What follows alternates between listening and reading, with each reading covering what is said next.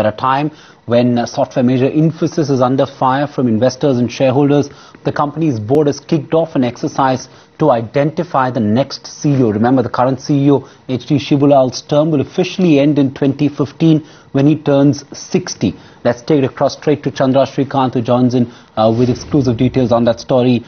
Chandra, 2015 is a long time away. Why has the Infi board initiated the process right away, and are they looking at external candidates as well? That's right, Sandeep. Now, what we've picked up from sources is that they have kicked off the process to identify candidates for CEO.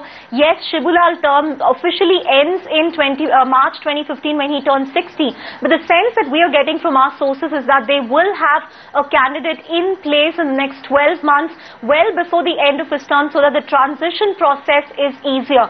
Now, as far as the process itself is concerned, for the first time in Infi's history, the board is considering roping in an external search firm that will help the board shortlist external candidates for the CEO's post. So I think the big development is that apart from internal candidates who've been talked about for so long, be it Ashok Vemuri, B.G. Srinivas or V. Balakrishnan, external candidates have a very good shot at the CEO post, and this will be the first time in Infi's history that this is happening. What we also understand is this external agency will also help the board evaluate the capabilities of the internal candidates.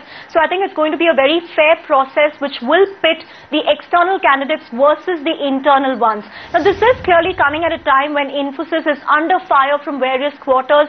There is a sense that we are picking up from our sources that there needs to be a fresh perspective that can only come in from an outsider, not from someone who's really been ingrained in the Infi culture for many years. So perhaps that's why external candidates have a very good shot this time around. Now, Infosys declined to comment for this story, but what we're picking up from our sources is that the succession planning exercise is very much kicked off and that there will be a candidate in place in the next 12 months.